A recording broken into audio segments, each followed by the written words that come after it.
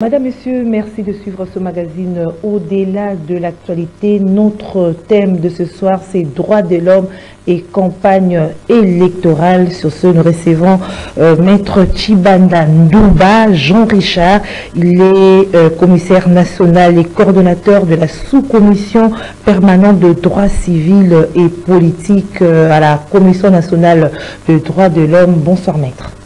Bonsoir, Madame la journaliste. Je disais tantôt, vous êtes à la Commission nationale de droits de l'homme. Est-ce que vous pouvez nous rappeler vos prérogatives? Les prérogatives de la Commission nationale des droits de l'homme. Oui, la Commission nationale des droits de l'homme, CNDH en abrégé, est une institution d'appui à la démocratie de la République démocratique du Congo, comme la CENI, la Commission électorale nationale indépendante. Il y a aussi le CESAC. Il y a, dans notre pays, nous avons 3 institutions d'appui à la démocratie. La CNDH a comme prérogative de pouvoir enquêter en grosso modo, parce qu'il y a plusieurs objectifs ou missions, mais ce qui englobe tout, c'est l'enquête sur tous les cas de violation qui puissent exister en RDC. Donc, tout ce que les citoyens congolais qui vivent en RDC ou à l'étranger connaissent comme cas de violation des droits de l'homme, la CNDH a les prérogatives de pouvoir l'accompagner. Voilà, donc vous avez un grand rôle à jouer en cette campagne électorale. Très grand rôle. À part ça, il y a aussi le rôle d'organe technique du gouvernement en matière de droits humains. Donc, lorsque le Parlement prend une loi, la CNDH est appelée, avant qu'elle soit adoptée, est appelée aussi à prendre langue ou faire lecture de cette loi, de ces projets de loi. Et s'il y a amendé, la CNDH propose au bureau. Et une fois qu'il y a harmonisation des textes, ça passe. Si nous constatons que ce texte n'est pas vraiment en harmonie avec la Constitution et aussi en harmonie avec les réalités de notre pays, nous avons cette compétence-là de pouvoir porter nos idées aux parlementaires, tout comme au gouvernement, qui aurait présenté ces projets de loi. Vous avez déjà lui à jouer ce rôle dans quelle loi, par exemple? Par rapport à quelle loi? Je n'ai pas bien compris. Vous avez déjà eu le CNDH, bien sûr. La CNDH, c'est la Commission nationale des droits de l'homme. Oui. Vous avez déjà eu à jouer ce rôle d'amendement d'une loi. Sur quelle loi, par exemple? Bon, il y a présentement la loi où la CNDH venait d'intervenir, c'est celle en rapport avec la défense et protection des défenseurs judiciaires. Nous avons été saisis pour ça. Parce qu'il faudrait d'abord comprendre que notre mandat a commencé en retard. Nous avons été investis le 27 janvier 2023. Et pour prêter serment le 23 février. Donc, vous comprenez déjà que nous étions entrés en retard, et pas en retard par rapport à l'évolution de beaucoup de lois ou projets de loi au niveau du Parlement. Qui a déjà été voté, que vous soyez là. Même côté CENI, le processus électoral avait déjà commencé et nous sommes venus ou arrivés un peu en retard. Vous l'avez trouvé en cours. Oui. Alors, s'il faut faire un état des lieux du droit de l'homme en République démocratique du Congo, en général, qu'est-ce que vous direz?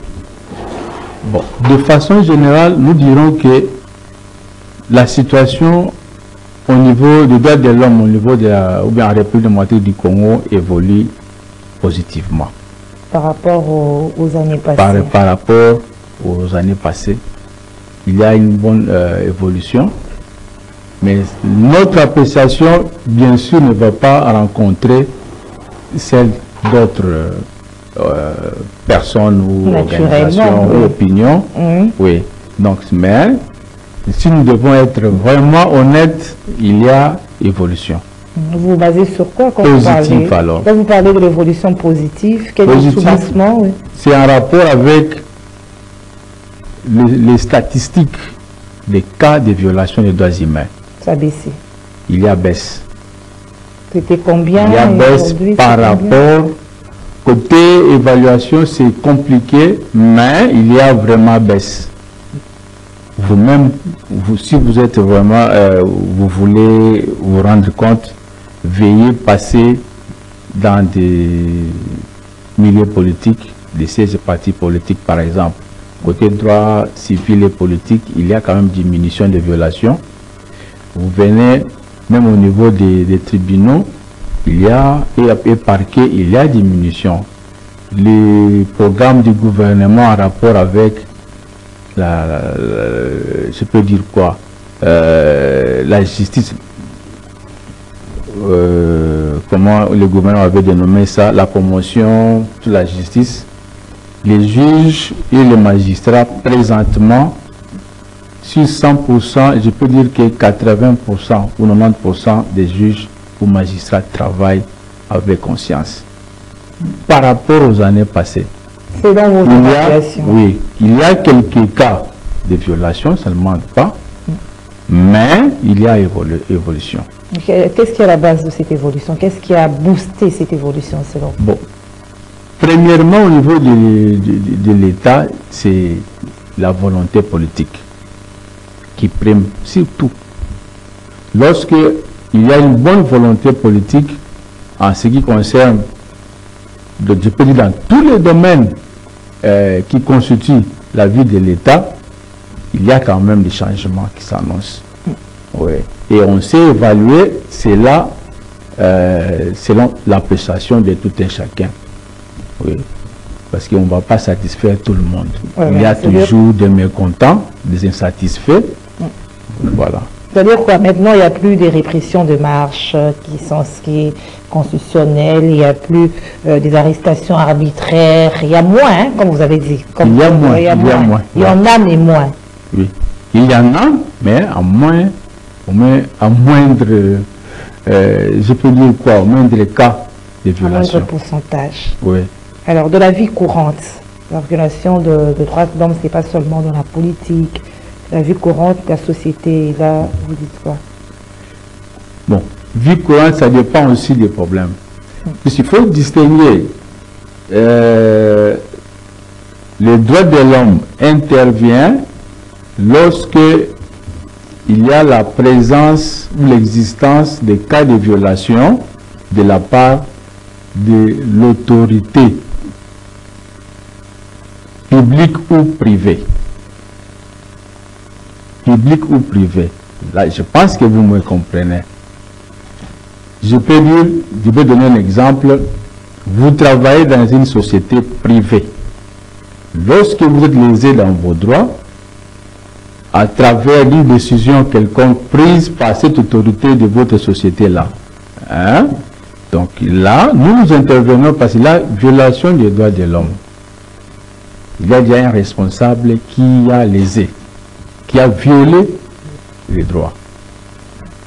Même chose côté public, un ministre, un DG d'une entreprise publique,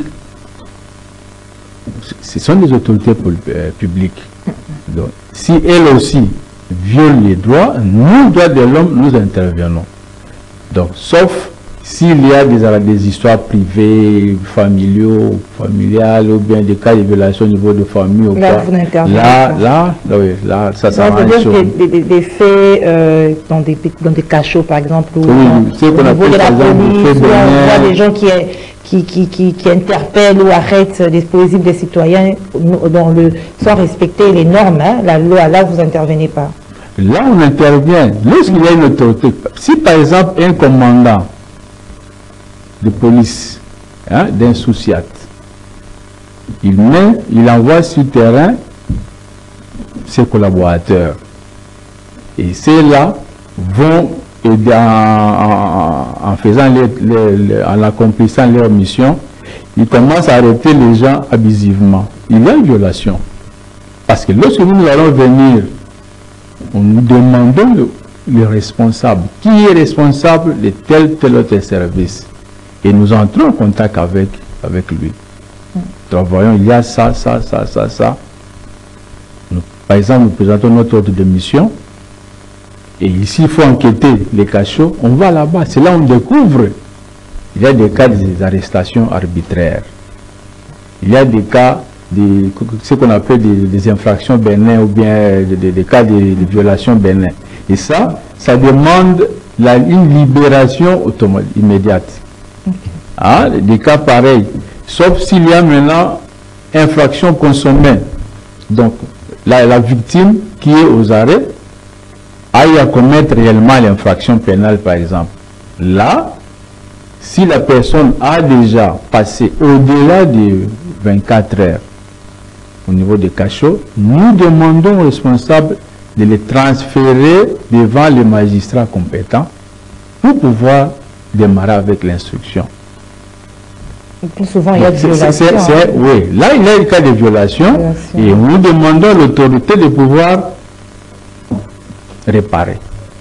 Et dans les cas d'espèce, c'est de pouvoir transférer ces délinquants-là devant son magistrat pour être entendu ou jugé. Cela dépend des cas. Ça se passe comment avec la population? Parce que vous êtes la Commission nationale des droits de l'homme, votre institution. Ça se passe comment? Est-ce que vous êtes en contact direct avec la population ou soit il faut passer ailleurs pour que les dossiers arrivent vers vous? La CNDH coopère avec toutes les institutions pour accomplir sa mission et donc coopérer, et donc collaborer avec toutes les institutions du pays. Pas la population directe. Même population. Des individus, allais-je dire. Oui, parce que la CNDH traite tous les cas de violation, que ce soit provenant des personnes physiques ou morales. Donc, une personne morale peut saisir la Commission nationale des droits de l'homme en cas de violation de ses droits. Même chose pour les personnes physiques. Une personne physique qui est lésée dans ses droits peut saisir la CNDH pour pouvoir l'accompagner. Et nous, dans notre mission, lorsque nous démarrons avec les cas, la première mission, c'est de pouvoir amener les deux parties à se réconcilier. Donc, s'il y a impossibilité de concilier les deux parties, là maintenant, nous orientons la victime vers l'instance judiciaire compétente. C'est comme ça qu'on travaille. Voilà. Maître Jean-Richard Tshibanda Ndouba, nous sommes en pleine campagne électorale en perspective des élections du 20 décembre 2023. Alors vous faites aussi une observation, un monitoring par rapport au respect des droits de l'homme pendant cette période électorale, la période de campagne électorale. Oui, comme je disais, que je peux dire quoi, toute œuvre humaine n'est pas parfaite. Et tout être humain aussi n'est pas parfait. Donc, la loi qui réglemente la campagne est bel et bien là, qui est produite par la CENI. Les opérateurs politiques sont appelés à la respecter. Mais les cas de violation ne manquent toujours pas. Il y en a aussi cette fois-ci. Il y en a. Je peux donner l'exemple. Il y avait précision de la date prévue pour le début de la campagne électorale. Mais si vous constatez, la campagne a commencé avant la date prévue. C'est une violation de droits de l'homme. C'est déjà une violation. Ouais. C'est déjà une violation des droits de l'homme. Mais si vous allez vous approcher ces politiciens-là, que vous avez violé, il ne fallait pas, ça va se retourner. Parce qu'ils consomment ça toujours. Et qu'est-ce que vous avez fait? Vous êtes quand même mis dans ce... On est obligé. La loi est dure, et comme on dit, c'est ça. Alex, c'est de l'ex. D'où Alex, c'est de l'ex, ouais. Donc c'est un peu ça. Ça commence toujours. Il y a, par exemple, ceux qui viennent arrachent les banderoles, les affiches d'autres candidats. C'est aussi une violation des droits.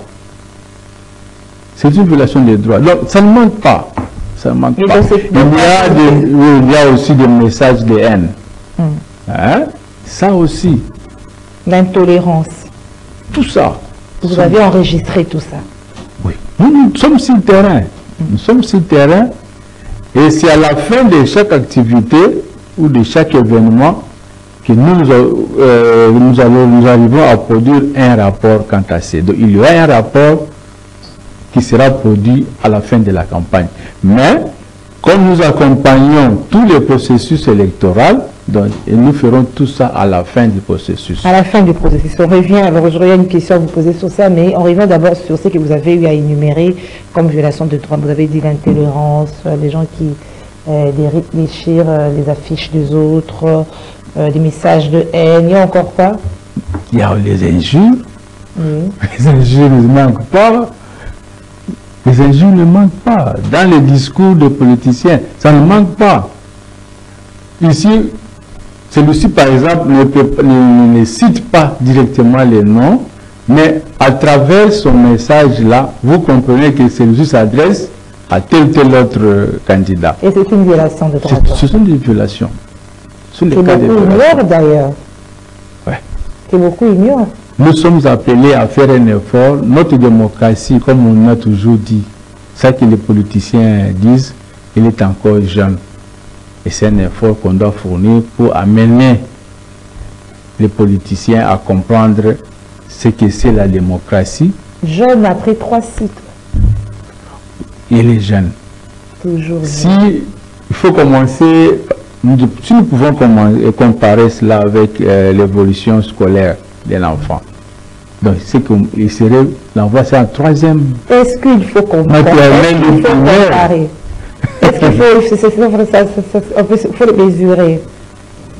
Bon, il faut différencier l'époque électorale actuelle avec l'époque électorale ancienne ou les époques anciennes, parce que les élections n'ont pas commencé seulement avec l'ex-président Joseph Kabila dans notre pays. Ça a commencé avant l'indépendance. Avant l'indépendance. Oui, en 1958, si je ne m'abuse pas. Et là, vous vous souvenez, il y a l'ex-président Feu Kasavubu. Il était élu bourgmestre de la commune de Kasavubu. Il a eu élection. Il est vrai que en ce temps-là, on n'avait pas organisé les élections partout. Hein? Les élections n'étaient pas générales ou généralisées. Il y avait, c'était sectoriel. Donc, on avait ciblé quelques villes pour pouvoir organiser les élections. Et après Kasavubu, il y a eu l'époque de Mobutu. Il y a eu élection. Kasavubu, c'était avant, non, 58, c'était l'époque belge. Après l'indépendance, en 64, il y a eu élection. En 65, 64, je pense 67 ou 77 comme ça, il y a eu élection. Jusqu'aux années 87, il y a eu élection dans ce pays. Moi, je m'en souviens, j'ai eu à voter en 87 les commissaires des zones. Aujourd'hui, ce sont les bourgmestres. Nous avons voté. On avait voté les commissaires du peuple. Aujourd'hui, ce sont les députés nationaux. On avait voté. Donc, il fallait bien qu'il y avait le système du parti unique, mais on organisait les élections. Il y avait moins de violations de droits de l'homme, hein, face à, même parce chose. que c'était des partis, même à l'époque, des partis uniques. Même à l'époque, il y avait toujours une concurrence sur le terrain. Parti unique? Oui, il y avait toujours concurrence. Les gens se bagarraient, donc les sporteurs les uns les autres se donnaient le coup comme ça. Ça arrive. Quand il y a un mouvement de masse, il y a toujours les cas de violation. Ça ne peut pas manquer mais à degrés différents. Ah. C'est que ça fait avec le multipartisme, c'est vraiment... Oui, mais là, le multipartisme, parce que nous comprenons mal la démocratie. Nous disons que c'est la loi de la majorité, c'est le règne de la loi, tout ça. Et on utilise mal cela, ce mot-là. Je peux me trouver au milieu des gens, je commence à fumer. Lorsque quelqu'un qui ne fume pas me fait cette remarque-là, mon frère, est-ce qu'il y a possibilité d'aller pas à côté, hein, parce que votre fumée là nous dérange? C'est mon droit. Je veux la démocratie. C'est ça le problème. Donc les gens ne savent pas que la démocratie, c'est vrai, je suis libre de faire ce que je veux, mais je dois tenir compte d'une deuxième personne, de l'autre personne qui est à côté de moi. Donc, mes droits se limitent là où c'est des autres, où c'est de l'autre commence. C'est comme ça en démocratie. Mais si chez nous, on n'a pas encore compris ça, on pense qu'ils sont autorisés à tout faire, même au milieu, parmi, partout, tout ça. On ne tient pas compte des droits de l'autre. C'est pas bon. Mais est-ce que vous vous sensibilisez dans ce sens-là, vous étant que... C'est l'une des missions de la Commission nationale des droits de l'homme. Vous attendez à la fin pour faire un rapport, comme vous avez dit? Non, non. La Commission nationale des droits de l'homme, j'ai voulu petit à petit, vos questions m'amènent toujours à donner la mission, une à une de la Commission. Donc, la Commission nationale des droits de l'homme fait aussi la promotion et la protection des droits de l'homme. Et dans tous les deux cas, il y a des activités qui sont organisées. Dans le cadre de protection des droits de l'homme, dans le cadre de la sensibilisation et promotion des droits de l'homme. Et la sensibilisation, par exemple, fait partie de la promotion. Donc, on approche les populations à comprendre ce que c'est les droits de l'homme. Vous comprenez là, droit et puis l'homme. Donc, tout ce qui concerne l'être humain, c'est notre matière, notre domaine de travail. C'est un grand travail. Un très grand travail. On voit aujourd'hui des gens, tout le monde se présente comme activiste de droits de l'homme. Est-ce qu'ils sont tous là répertoriés chez vous à la CNDH? En principe, non. Mais c'est comme ce que je disais, on a maintenant dans notre pays une loi qui protège et qui défend les défenseurs judiciaires et des droits de l'homme plutôt, les défenseurs des droits de l'homme. C'est à partir de cette loi qu'il est maintenant prévu ou autorisé à la CNDH de pouvoir identifier les activistes des droits humains. Mais auparavant, ce sont des acteurs indépendants, hein, parce qu'ils sont des acteurs indépendants qui évoluent dans des associations privées. Donc, une personne ou un individu crée son association, approche les autres, il crée l'association avec comme mission, une des missions, la défense des droits humains, la protection des droits humains. Tout ça, ils se font former, tout ça. Ils deviennent activistes des droits humains. Maintenant, le cas de la CNDH, c'est différent parce que la CNDH, c'est une institution de l'État. C'est une institution de l'État. Vous pouvez évoluer dans les associations privées. Si vous avez des ambitions pour vous retrouver un jour au sein de la CNDH, vous pouvez le faire.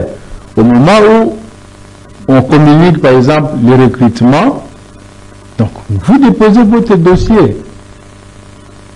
Voilà, si vous répondez aux critères, le bureau de l'Assemblée vous sélectionne et puis un jour vous deviendrez membre de la Commission sur les droits de l'homme. Mais avant ça, vous êtes dans votre association respective comme activiste. Alors vous n'avez pas leur contrôle, ils sont nombreux. Hein, ils sont nombreux. Jusqu'à présent, on n'a pas encore commencé avec l'identification. D'abord, c'est un point qui n'a pas enchanté les défenseurs parce que c'est en quelque sorte restreindre la liberté. La liberté, c'est ce qui est un peu difficile. Ben voilà, vous avez dit tout à l'heure, monsieur Jean-Richard Tshibanda, maître Jean-Richard Tshibanda, que vous êtes en train de répertorier ou de faire toute violation de droits de l'homme qui se passe en cette période de campagne électorale et que vous allez faire un rapport à la fin. Et quelle serait la finalité de ce rapport? Oui, ça dépend parce que là, je vous ai dit que nous sommes un organe technique du gouvernement en matière des droits de l'homme. Nous sommes un organe technique de l'Assemblée ou du Parlement en matière des droits de l'homme. Donc, et lorsque nous déposons nous constituons ou nous élaborons notre rapport, il y a des instances précises ou des institutions précises auprès de qui nous déposons nos rapports. Et cela dépendra maintenant de l'exploitation de ces rapports-là, des remarques faites, tout ça, de la part des autorités ou des responsables des institutions. Vous déposez et c'est fini. Le reste n'est pas non, nécessaire. pour le reste des travaux, ça dépend. Ça dépend des matières. Ça dépend des matières. Il y a des fois, on nous approche, on débat. Tous les jours de présentation, on expose. On expose et après, on dépose. Il n'y a pas de sanctions prévues dans... Des censures? Oui, peut-être des sanctions, si on peut parler en ces termes, c'est-à-dire que le groupe ou les partis politiques qui a commis des violations de droits de l'homme. Non, non. La CNDH est une institution indépendante. Pas vous, mais là où vous allez déposer vos rapports. Oui, parce que lorsque nous déposons, nous avons dû à travailler minutieusement. C'est un travail bien réfléchi, bien mûri. Bien mûri. Lorsque nous vous déposons nos rapports, ou notre rapport, vous n'avez pas à corriger, à contester ou quoi, non. Parce qu'avant de le faire, nous nous référons au rapport d'enquête ou des enquêtes organisées. C'est à l'issue des informations qu'on aurait obtenues à travers nos enquêtes qu'on arrive à produire les rapports. La finalité, c'est ça qui est C'est important. pour être exploité et corrigé. Qui, des partis politiques? Oui, de toute autorité. Toute autorité privée ou parce que publique. nous sommes dans le contexte de la campagne électorale. Le contexte parti politique. C'est le campagne électorale. Oui. Puisqu'il y a des activités qu'on organise, qu'on organise plutôt avec les partis politiques. On avait fait une sensibilisation avec quelques partis politiques, toujours dans le cadre de les sensibiliser à ne pas violer les droits de l'homme. Sensibilisation. Sensibilisation. Sans mesures contraignantes. Non. Vous Non. vous limitez à la sensibilisation. Pourquoi? Nous ne pouvons pas être à la fois juge et partie. Nous menons des enquêtes, nous obtenons des informations, nous les constituons dans un document qu'on appelle rapport. On remet à qui des droits. Nous, notre mission est celle-là. On saisit maintenant les autorités compétentes pour pouvoir appliquer. Ce n'est pas à notre niveau de pouvoir les appliquer ou les opposer aux violeurs. Non, non. Il y a des instances bien indiquées qui doivent se saisir des cas, par exemple, pour pouvoir déclencher les dossiers au niveau de justice. Ce n'est pas à notre niveau. Vous arrêtez là, vous n'avez pas de suivi jusqu'à la fin pour voir est-ce que notre rapport a produit des résultats escomptés, est-ce que c'est pas, on ne les a pas gardés dans les tiroirs. Non, c'est exploité. Ça doit servir d'exemple pour c'est ça qui aide d'ailleurs. Oui, c'est ça qui aide les changements dont je parle, dont je fais allusion qu'il y a évolution. Il y a évolution. En tout cas, les autorités appliquent ou respectent nos remarques et changent au moins leur façon de faire. Alors, il y a quand même évolution. Oui. Dans le cadre du principe de continuité de l'État, vous êtes au CNDH, vous avez trouvé des rapports par rapport au cycle précédent.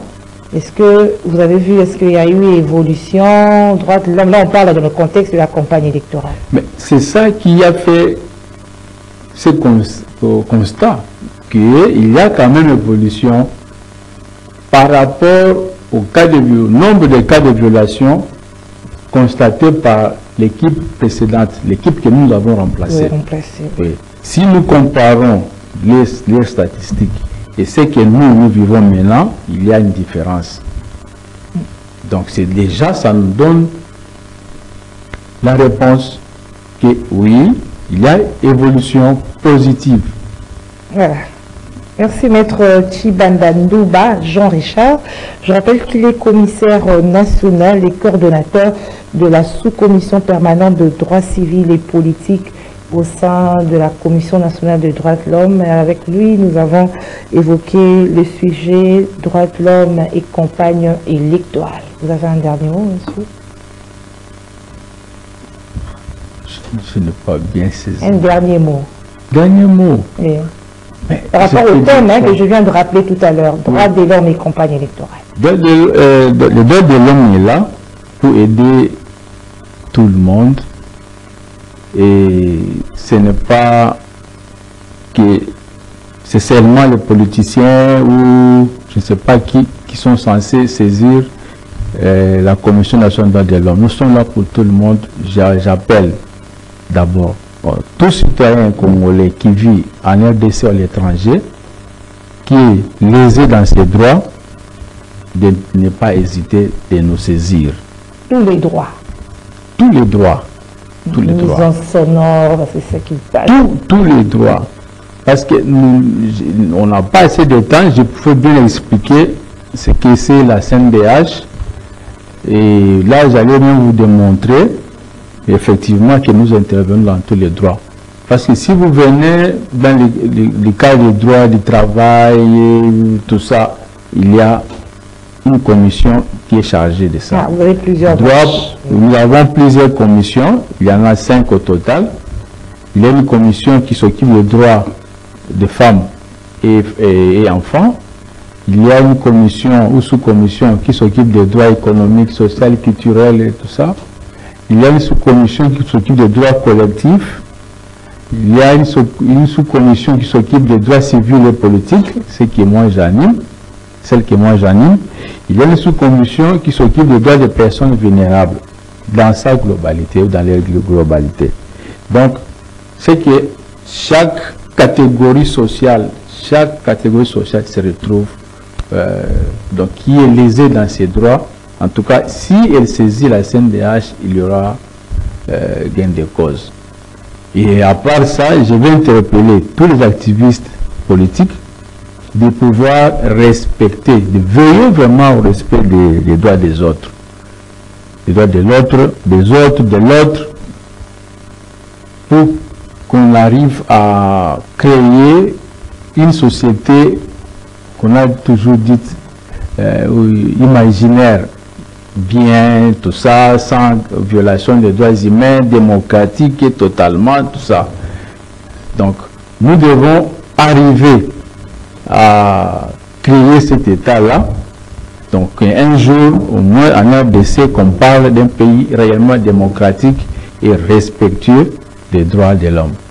Merci, Maître Tshibanda Ndouba, Jean-Richard, commissaire national et coordonnateur de la sous-commission permanente de droits civils et politiques au sein de la CNDH. Madame, Messieurs, c'est la fin de notre magazine Au-delà de l'actualité. Nous nous retrouvons au prochain numéro. Merci de nous avoir suivis. Au revoir.